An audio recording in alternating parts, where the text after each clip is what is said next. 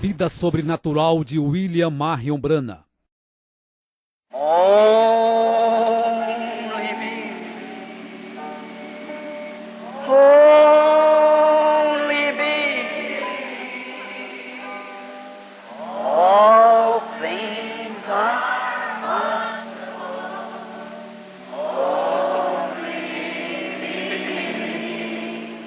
A vida, o ministério, o profeta.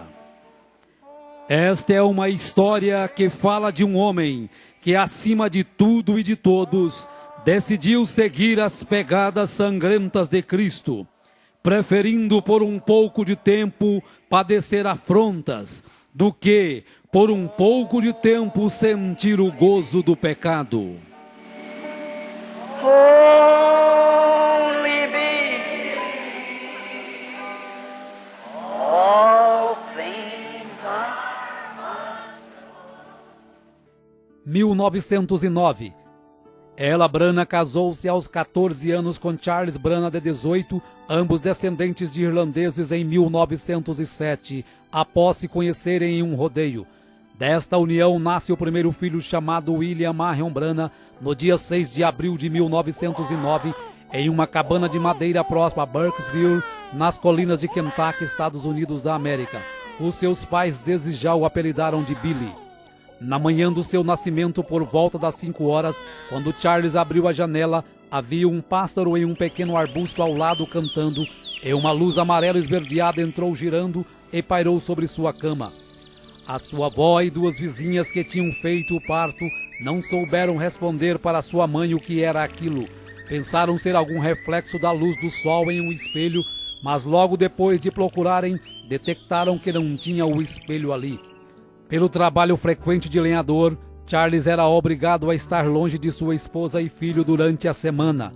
Naquele outubro de 1909, um temporal o encurralou em um acampamento longe de casa.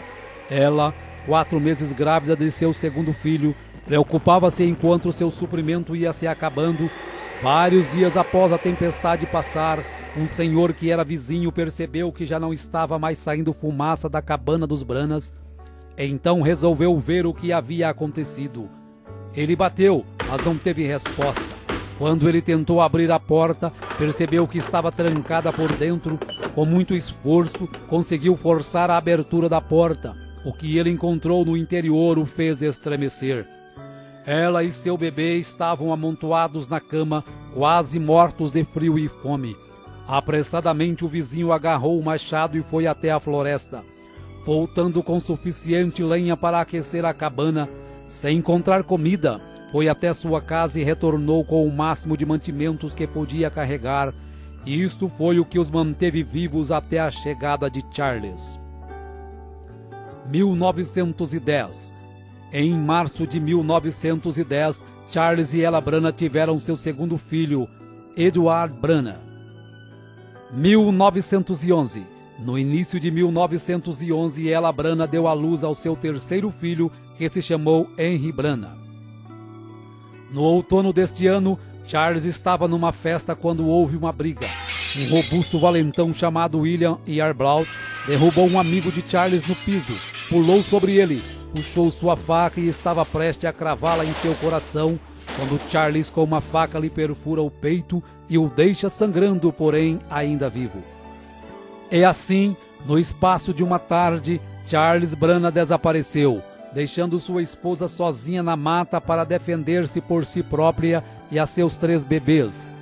Billy tinha 2 anos e meio, Edward tinha 1 ano e meio e Henry tinha apenas 6 meses. Nesta idade de 17 anos, Ella Branham percebeu que Charles havia deixado uma parte dele mesmo com ela. Ela estava grávida novamente. 1912. Na primavera de 1912, quando Billy estava com um pouco mais de 3 anos, a sua primeira visão aconteceu. Ele estava bem atrás de sua casa brincando com seu irmão mais novo, Edward. Quando ele percebeu que havia um pássaro de peito ruivo cantando em uma árvore ali perto, ele deu um passo à frente e o pássaro voou, e de onde o pássaro estava veio um som como um vento agitando as folhas. Então uma voz estrondou da árvore, uma voz humana muito clara, a qual disse: Você viverá perto de uma cidade chamada New Albany. Billy, assustado, correu e contou para sua mãe e perguntou onde era este lugar. E sua mãe logo respondeu que era uma cidade indiana, cerca de 160 quilômetros de onde moravam. Porém, sua mãe não acreditou naquela história. Várias semanas depois, chega uma carta de Charles dizendo que ele havia encontrado trabalho fixo numa cidade chamada Utica, em Indiana, e que esta cidade se localizava a 16 quilômetros a nordeste de...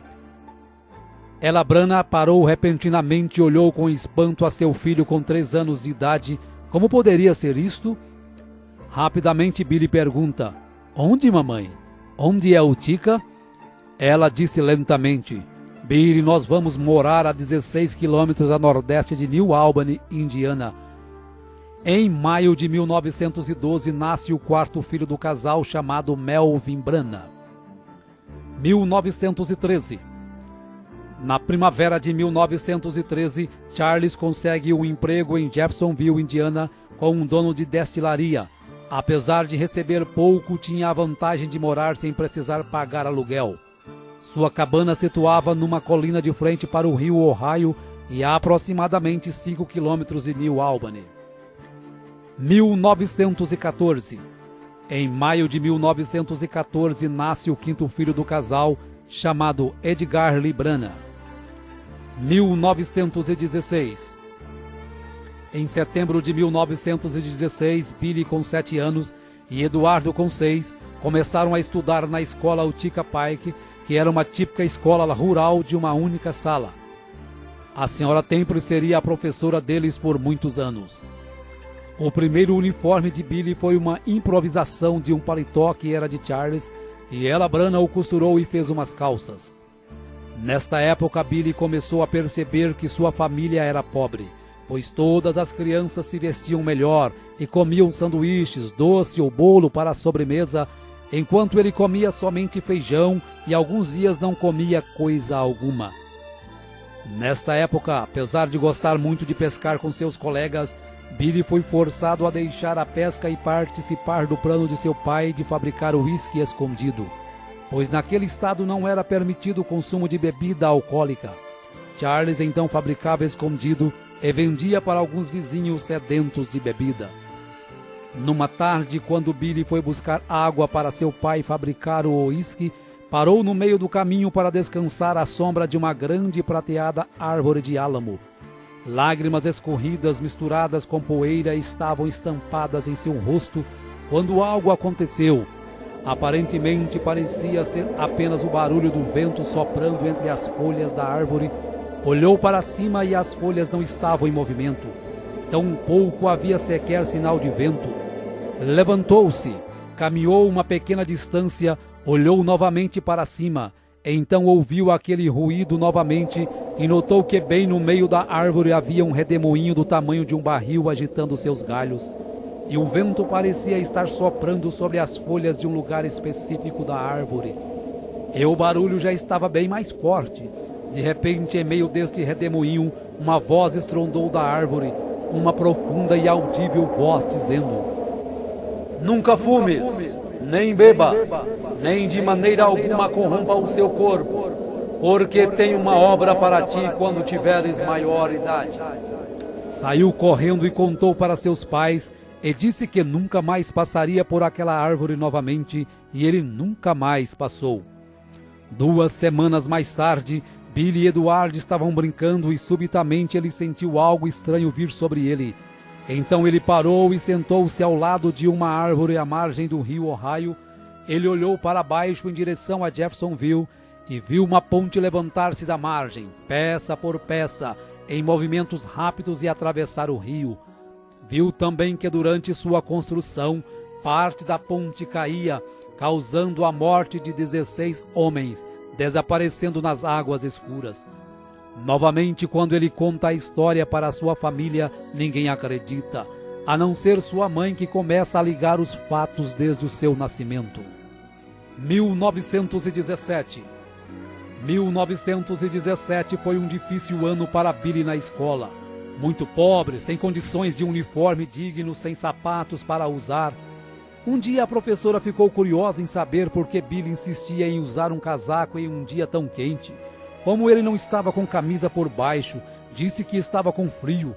Então ela pediu que ele se sentasse próximo à lareira para aquecer, pois só podia estar doente. Gotas de suor formaram em sua fronte e escorriam por sua face, mas ele não contou o segredo para evitar risadinhas que já estavam sendo frequentes acerca de suas vestimentas. 1923. Em maio de 1923 nasce o oitavo filho do casal Brana, chamado Howard Brana, que se junta a Charles Jr. de 4 anos, Jesse de 7, Edgar de 9, Melvin de 11, Henry de 12, Eduardo de 13 e Billy com 14. Nesta época, Billy fazia armadilhas para apanhar animais e ajudar a colocar comida em casa, pois para seu pai estava difícil sustentar 8 filhos, principalmente no inverno. Os Branas tinham uma má reputação nos arredores de Jeffersonville, por isso Billy frequentemente era evitado pelas pessoas. E ele sabia que era porque seu pai e seus tios eram uma turma desagradável de fumantes, mascadores de fumo, que jogavam, bebiam e fabricavam bebidas alcoólicas clandestinamente. Neste ano, Billy foi tentado a beber, sendo forçado por seu pai e um amigo. Quando Billy não aceita, seu pai o chama de marica. Billy, enfurecido, pegou a garrafa para colocar na boca, quando aquele redemoinho começou a soprar, o fazendo lembrar daquela grande voz. Então jogou a garrafa no chão e saiu correndo e chorando. Na primavera de 1923, Billy caminhava com uma garota para a escola.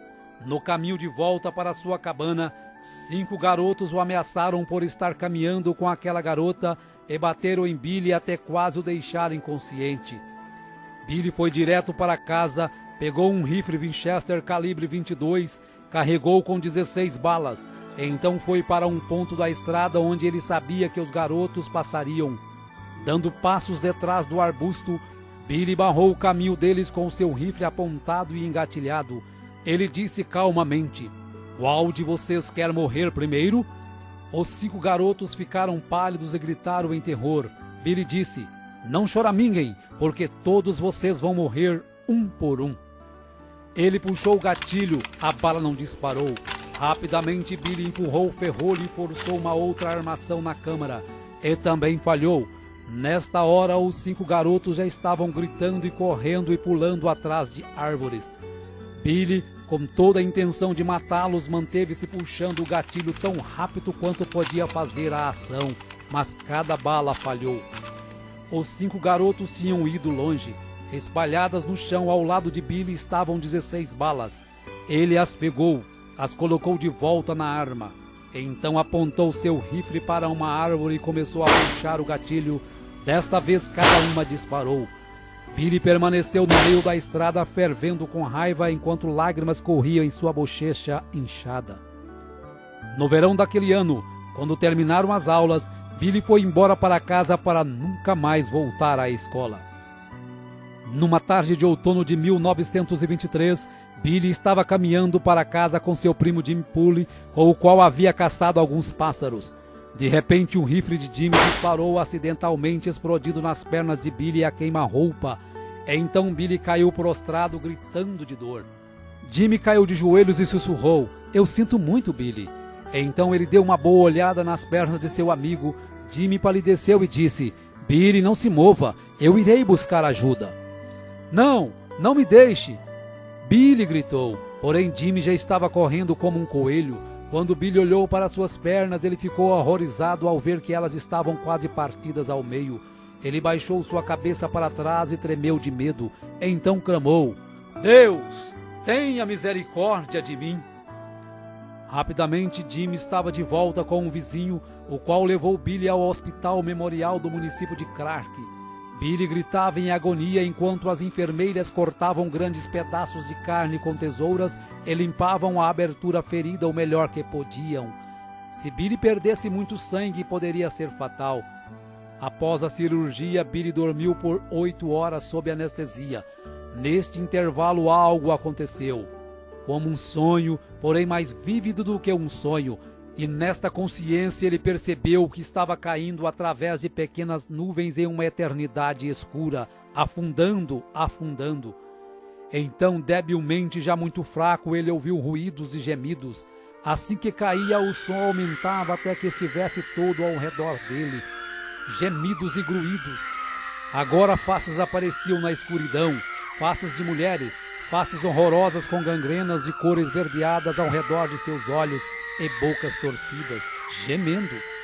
Billy clamou: ó Deus, tenha misericórdia de mim, tenha misericórdia. Se tu somente me permitires voltar e viver, eu prometo a ti que serei um bom garoto. E num instante ele estava de volta no quarto do hospital. Após 7 meses, as pernas de Billy não haviam melhorado. Então, na primavera de 1924, novamente é operado para retirar restos e chumbos que haviam ficado em sua perna, e desta vez a cirurgia foi um sucesso. Foi neste ano, numa de suas saídas para a floresta, que Billy descobriu a caverna de Greens Mill, onde ele se encontraria com Deus no futuro. 1926. Em meados de 1926, Billy conhece uma garota e, pensando ser diferente das outras, marca um encontro e saem para dar uma volta de carro. Parou em uma lanchonete para comprar sanduíches e, quando ele volta, encontra a garota fumando, a qual ele pensava ser uma boa moça e alguém cuja companhia seria mais apta a desfrutar. Para ele isso foi um choque. Ela o convida a fumar, porém quando ele não aceita, ela o chama de marica. Por isso ele pega o cigarro para fumar e o redemoinho novamente o impede de praticar aquilo que Deus o havia ordenado para não fazer. Nesta mesma época, quando caminhava com seu primo Jimmy, uma cigana o chama e diz que há uma luz que o segue. E explica que aquela luz é porque ele havia nascido sob um sinal muito profundo para uma chamada divina. Tais experiências permitiam que Billy soubesse que sua vida diferia das dos outros rapazes de mais formas do que apenas pobreza. 1927. Em agosto de 1927, nasce o 9º filho do casal, chamado James Branagh. Como sempre, Billy encontrou sua maior paz vagando pela floresta com seu cachorro Fritz do que saindo com garotas ou amigos. Um dia o Sr. Short, um xerife assistente local, envenenou a comida de Fritz. Billy ficou furioso. Charles o alcançou indo em direção ao posto policial com um rifle na mão, dizendo: eu vou matá-lo, papai. Charles tomou o rifle e o manteve longe dele. Billy retornou onde estava enterrado seu cachorro. Ajoelhou-se, tirou seu chapéu e disse que um dia mataria o xerife por tê-lo envenenado. Agora que seu melhor amigo se tinha ido, Billy sentiu a necessidade de uma mudança em sua vida mais do que nunca. Mais tarde, naquele outono, conheceu um homem chamado Francisco que estava saindo para o oeste, a Phoenix, no Arizona. Quando o Sr. Francisco o convidou para ir com ele, Billy agarrou a oferta tão logo estivessem prontos para partir. Billy disse à sua mãe que ele iria acampar por 1 ou 2 semanas. Daquela maneira ele poderia deixar a cidade sem que ela tentasse falar com ele para impedi-lo. Quando ele chegasse no Arizona, lhe escreveria uma carta e explicaria. Em setembro de 1927, com 19 anos, foi para o oeste, em Phoenix, no Arizona, para trabalhar em um rancho onde permaneceu por 1 ano e meio. 1929. No fundo de seu coração ele sentia que estava fugindo de Deus, pois estava sempre sentindo a sensação como se alguém caminhasse ao seu lado, tratando de dizer-lhe algo, especialmente quando estava a sós. Um dia recebeu uma carta de sua mãe avisando que seu irmão Eduardo estava muito doente, porém Billy não levou isto muito a sério. Após alguns dias, Billy recebe o telegrama que seu irmão Eduardo havia morrido na noite anterior. A notícia o atordoou, então olhou através do amarelo e queimado sol da pradaria, e lágrimas corriam pelo seu rosto. Ele lembrou em quão difícil a vida tinha sido para os 2 garotos, indo à escola sem roupas suficientes para vestir, sem livros escolares, papéis ou canetas, e às vezes sem comida para comer. Oh, se ele pudesse somente voltar e viver isto novamente! Porém, Eduardo tinha se ido. Billy desejou saber se Eduardo estava pronto para encontrar-se com Deus. Então o pensamento o afetou. E quanto a ele mesmo? Estava ele pronto para encontrar-se com Deus? Billy voltou a Jeffersonville para o funeral. No encerramento de seu sermão, o reverendo McKinney pergunta se tem alguém que quer aceitar a Cristo naquela hora. Billy firmou-se em seu assento para não se levantar. Algo estranho estava puxando seu coração. O que quer que isto fosse, estava fazendo ele miserável. Após o funeral, Billy permaneceu em Indiana. Logo ele conseguiu um trabalho em uma companhia de serviço público de Indiana. Em novembro de 1929, Ella Branham deu à luz ao seu 10º e último filho, que finalmente foi uma menina e se chamou Dolores Branham. Nesta época, Billy recebeu uma proposta extra de emprego, desta vez de ser guarda florestal do estado de Indiana. Agarrando a proposta de imediato, pois ele ajudava no sustento da família Branham com 11 pessoas em casa. Um dia, ao ser escalado para patrulhar o Parque Estadual de Henryville, dentro do ônibus, uma mulher astróloga disse quem ele era, o dia em que ele havia nascido, e que havia nascido sob um sinal como um dom para a humanidade. Termina dizendo que ele havia nascido para o Oeste. 1930. Após algum tempo, Billy sofre um acidente de moto em frente a um campo de treino de pugilistas. Então os homens o convidam para entrar e assistir a algumas lutas enquanto se recupera. A partir de então começa a tomar gosto pelo boxe e inicia os treinamentos com George Smith, que era então conhecido por 6 segundos, por derrotar um adversário no ringue em 6 segundos. Billy prosperou no ringue e, lutando como amador, nunca havia perdido uma luta. Depois de um ano de competições, ele se tornou um profissional e campeão de vários torneios. Até então ele pensava que era imbatível, até que lutou contra Bill Pritchard. Nesta luta, Billy foi tão massacrado que no intervalo do último round, orou a Deus que se ele permitisse que saísse vivo daquela luta, nunca mais lutaria. Depois daquela noite, Billy jamais subiu no ringue novamente. 1931. No outono de 1931, Billy, com 21 anos de idade, foi acometido de acidez estomacal devido ter se asfixiado com gás em seu trabalho em New Albany, ficando muito ruim. Seu estômago rejeitava quase tudo o que tentava comer. Então, após passar por especialistas em Louisville, Kentucky, os médicos disseram que era apendicite e que ele tinha que ser operado. Muito embora ele nunca tivesse sentido nenhum sintoma dessa enfermidade, permitiu que fizessem a cirurgia.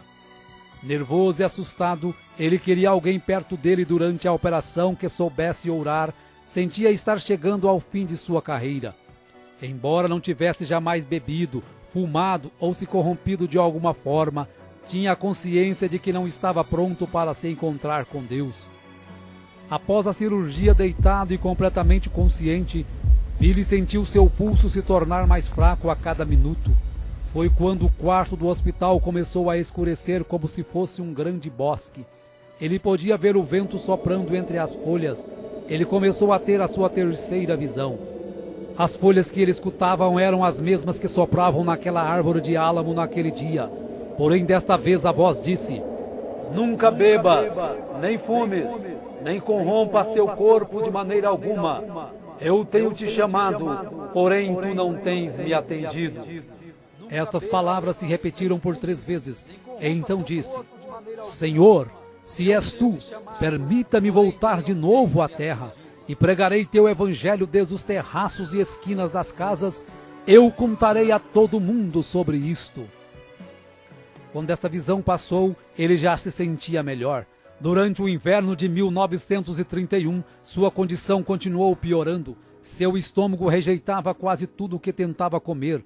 Seus olhos haviam desenvolvido astigmatismo e por isso não conseguia ler sem espessas lentes.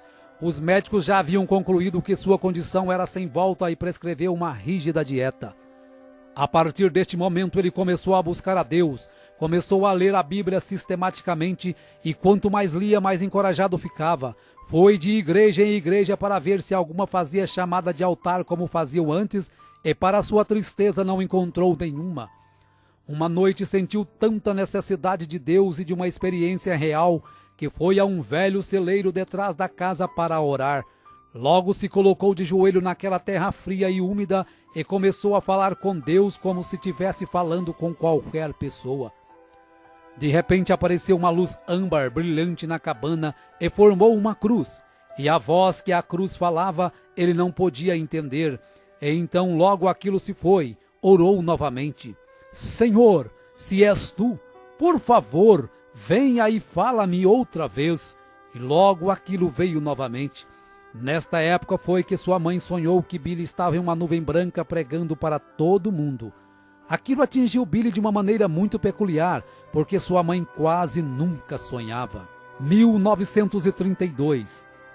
No outono de 1932, Billy estava trabalhando na rede elétrica quando viu pela primeira vez Amelia Hope Brumbeck, uma linda moça com cabelos escuros. Então decidiu conversar com a moça. Nesta conversa, ela convidou Billy para ir à igreja que ela frequentava, a Igreja Batista Missionária em Jeffersonville, da qual o pastor era o Dr. Roy Davis. Apesar de ter ido para a igreja somente por causa de Hope, Billy desenvolveu um imenso respeito por Davis. Passado algum tempo convicto nas Escrituras, Billy pediu que Davis o batizasse da mesma maneira que os apóstolos batizaram no livro de Atos. Embora contra a doutrina da Igreja Batista, o Dr. Davis batizou Billy no nome do Senhor Jesus Cristo. Meses haviam passado e a saúde de Billy só piorava. Ao ler algumas escrituras na Bíblia, correu até a casa do Dr. Davis pedindo que ele ungisse com óleo e orasse por ele, e voltou para casa regozijando e reivindicando sua cura. Naquela noite jantou feijão, cebolas e pão de milho. Sua mãe ficou esperando que ele morresse, pois o médico havia pedido para ele não comer nada sólido. Aquela comida descia para o estômago e voltava várias vezes, mas ele voltava a engolir. E assim foram por vários dias, lutando para comer, e os sintomas continuavam. Pouco a pouco, nos próximos meses, sua condição foi melhorando, até que eventualmente ele podia comer qualquer coisa que quisesse. Seu astigmatismo também melhorou, até o ponto de não precisar mais usar óculos. Ele vibrou de alegria e sua confiança na promessa de Deus aumentou. Próximo ao Natal de 1932, William Branham, com 23 anos de idade, é ordenado como um ministro do Evangelho de Jesus Cristo pelo Dr. Roy Davis. Logo depois de seu chamado ao ministério, começou a trabalhar em New Albany no setor público de saneamento. Um dia, quando estava numa casa vazia, ajoelhou e teve a visão de um senhor de cor chamado Sr. Merrill, de 65 anos, deitado numa cama de hospital, todo quebrado por ter sido atropelado. Ao contar a visão para um amigo, este o conduziu ao hospital, que estava um homem semelhante ao que Billy retratou. Chegando lá, Billy se apresentou e orou pelo homem, e de repente, milagrosamente, contra a vontade das enfermeiras e dos parentes, o Sr. Merrill se levanta e sai andando do hospital no mesmo instante, exatamente como a visão havia lhe mostrado. Numa outra visão, Billy viu uma mulher que há 17 anos não podia andar. Então Deus o encaminhou até a casa desta mulher, e quando Billy orou por ela, no mesmo momento ela se levantou de sua cama e andou. Billy foi para casa entusiasmado e contente sobre estas maravilhosas visões que estavam sendo precedidas de tais milagres. 1933. Durante 24 anos, Billy havia vagado sem objetivo algum através de sua própria solidão espiritual. Agora, pela primeira vez na sua vida, estava comendo alimento verdadeiro carregado de nutrição espiritual. No início de 1933, pregou seu primeiro sermão na Igreja Batista.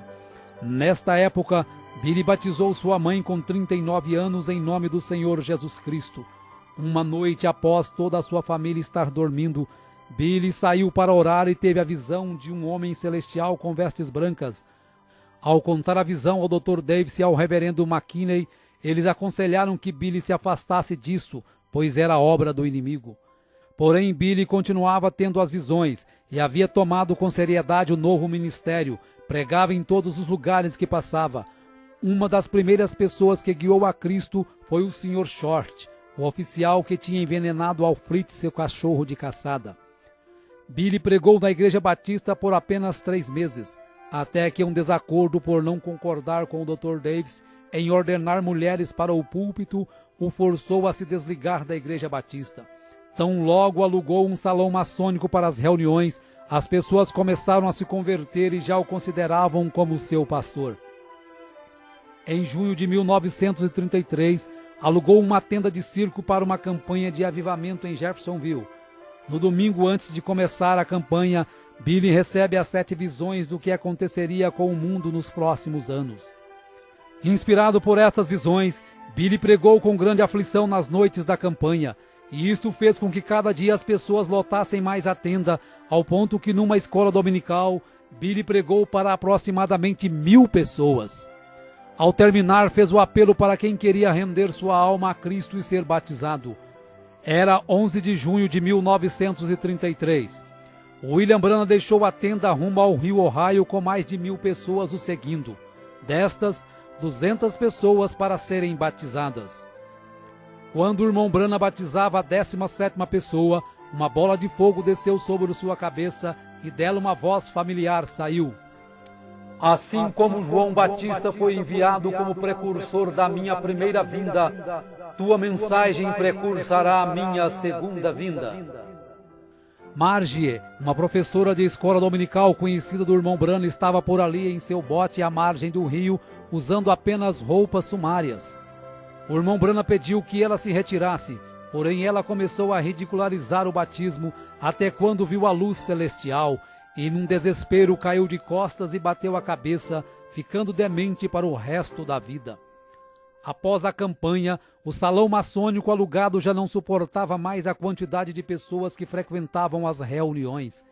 Então o irmão Branham orou até que Deus mostrou para ele um terreno pantanoso na esquina da rua 8ª com a rua Penn.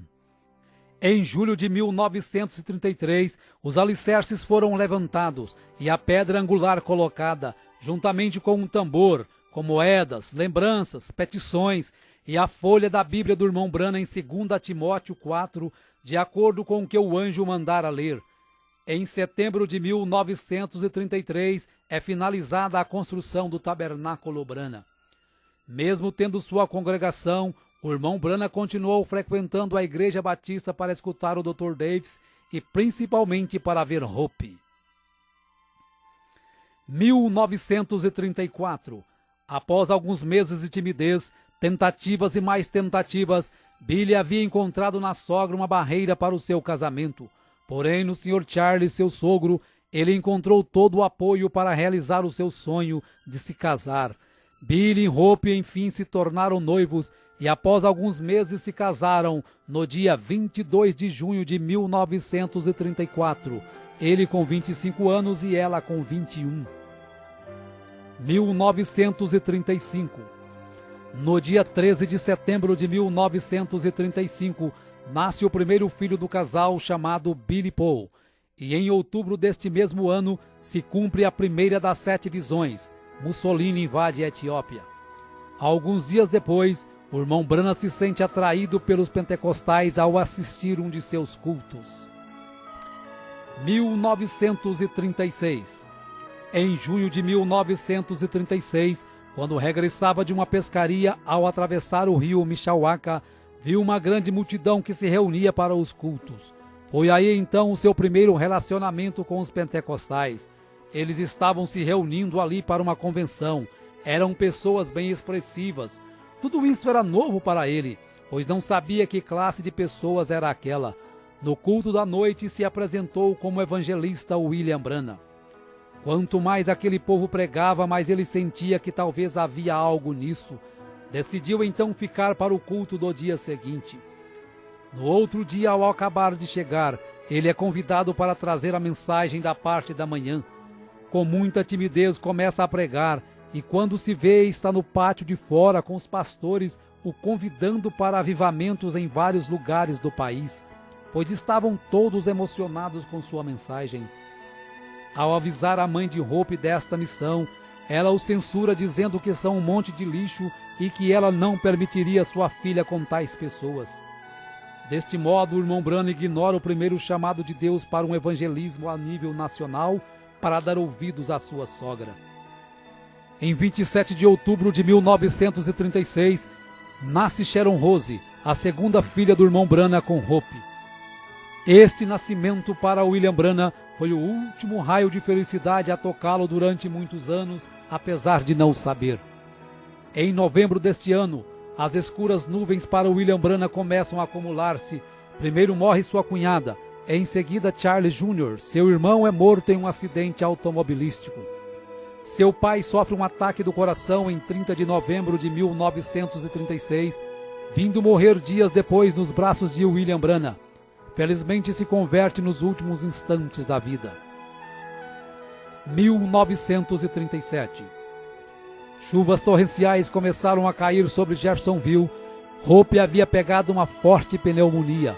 As águas chegaram a quase 7 metros de altura na rua Spring, conforme William Branham havia visto na visão. Muitas pessoas morreram durante e após a enchente, dentre elas Hope no dia 24 de julho de 1937 e sua filha Sharon Rose no dia seguinte com apenas 8 meses de vida. Ele sentiu-se responsável por estas mortes. Seguiu aí um tempo duro e traiçoeiro de sua vida, e Satanás começou a trabalhar em sua mente. Mas ele soube vencer o inimigo dizendo: Senhor, tu as destes para mim, e tu as tomastes. Bendito seja o nome do Senhor. Se tu tomares a mim, ainda te amarei. A sua viuvez causava-lhe grande sofrimento. Sentia que a vida não tinha nada a lhe oferecer. Tudo para o qual ele vivia estava no outro lado do mundo. Em casa, estava como sua esposa havia deixado, trazendo-lhe sempre a lembrança dela. Porém, ele reconheceu que foi a vontade de Deus, pois ele tinha um plano em sua vida, e todos esses sofrimentos e tragédias pela qual ele passou, foi um propósito de Deus de lhe trazer ao lugar onde ele pudesse usá-lo. Tamanho foi o seu sofrimento e a saudade que um dia não pôde suportar. Estava em seu trabalho mexendo com alta tensão, começou a tirar a sua luva para pôr a sua mão nos fios com tensão de 2.300 volts. Mas a misericórdia de Deus o livrou, e quando acordou, estava sentado no chão ao lado do poste com suas mãos levantadas. Ele mesmo disse que Deus estava protegendo o seu dom e não a ele. Em um outro dia desses estava tão deprimido que tirou um revólver e disse: Senhor, eu não posso aguentar mais. E orando o Pai Nosso, pôs um revólver na sua cabeça e apertou o gatilho o mais que podia, porém a arma não disparava. Finalmente, quando ele lançou a um lado a arma, ela disparou furando a parede e disse: Senhor, o que fiz? Tu nem sequer me deixas morrer? Ajoelhou-se e disse: Senhor, se tu não me ajudares, não sei o que farei. Estás me partindo em pedaços. De repente caiu num profundo sono onde teve a visão da sexta dimensão, onde ele viu sua pequena Sharon, já uma bela jovem com mais ou menos 18 anos, e sua esposa Hope em seu palácio. E quando ele se aproximou, ela lhe mostrou a cadeira que ele não pôde pagar e os credores haviam lhe tirado lá na terra. Então ela disse que esta estava paga. A visão terminou quando Hope o pediu para não se preocupar, pois ela e Sharon estavam melhores do que ele. O rio Ohio efetivamente tinha medido aproximadamente 7 metros por cima da rua Spring durante a inundação de 1937. Exatamente como o anjo lhe tinha mostrado que seria, o tabernáculo Branham, o qual não estava longe, também tinha recebido um batismo. Quando as águas baixaram, todos os móveis do tabernáculo estavam virados para cima, a não ser o púlpito, que se posicionou de volta no lugar exato em que estava, na posição vertical e voltado para a congregação. A noite anterior à inundação, Billy tinha deixado sua Bíblia aberta na parte superior do púlpito. Quando ele finalmente conseguiu retornar para inspecionar o dano, descobriu que sua Bíblia estava exatamente onde a tinha deixado, ainda aberta na mesma página. Billy tomou isto como um sinal de Deus. Embora as circunstâncias externas de sua vida estavam em desordem, a palavra de Deus que ele pregava permanecia sempre fiel e estável. 1939. Em 1º de setembro de 1939, se cumpre a segunda das 7 visões que William Branham havia recebido em 1933. Adolf Hitler invade a Polônia e a partir dali viria o Holocausto dos Judeus. 1940. Um ano de muitas visões e milagres. Enfatizamos apenas o caso de George Carter, uma moça de 23 anos com tuberculose que foi curada pelo irmão Branham, sendo vista antecipadamente através de uma visão. Viveu com saúde até 1954, quando diagnosticou câncer no seio. Novamente o irmão Branham ora e ela é curada, recebendo mais 44 anos de vida, morrendo em 1998 com 84 anos de idade. 1941. Durante os 5 anos após a morte de Hope, Meda Bloy cuidara de Billy Paul para William Branham. O irmão Branham ainda tentou fazer com que ela deixasse este serviço, pois ela estava em boa idade para se casar, e ele pensava que estava apenas ocupando seu tempo. Porém, Meda se entristeceu com este pedido e chorou durante dias, pois ela se sentiu muito bem naquele lugar e no que fazia. Após uma festa de aniversário que Meda havia feito para Billy Paul em 13 de setembro de 1941, durante uma noite, o anjo, ao acordar William Branham, o ordena a se casar com Meda no dia 23 do próximo mês, dizendo até o horário da cerimônia. William Branham e Meda Bloy se unem em matrimônio no dia 23 de outubro de 1941, conforme a ordenação do anjo. E como lua de mel, Billy, Meda e Billy Paul vão para as montanhas Hurricane, próxima à fronteira do Canadá, onde ocorre o incidente da sua perda em meio à tempestade, conforme narrado por ele na mensagem Um Guia.